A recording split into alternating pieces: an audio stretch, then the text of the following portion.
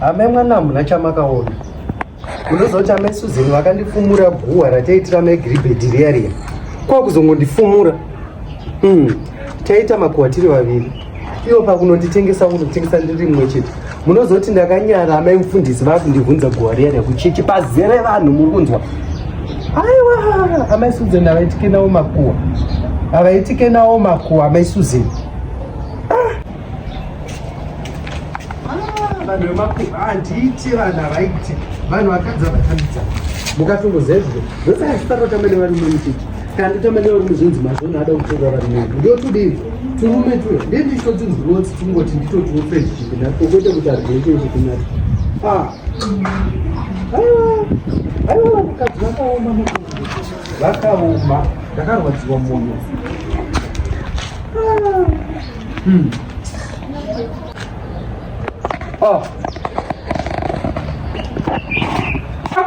Sparrow! Urugute!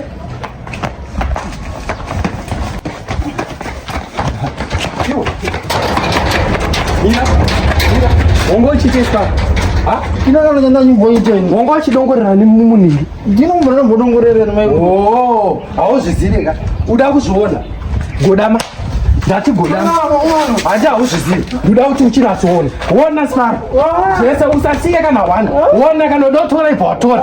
Unzwa. Wona imo. Wona. Andongoda kuona ufadza meso. Fadza meso ako. Wewe unamwana. Ndati wona Sparrow. Wona. Unaona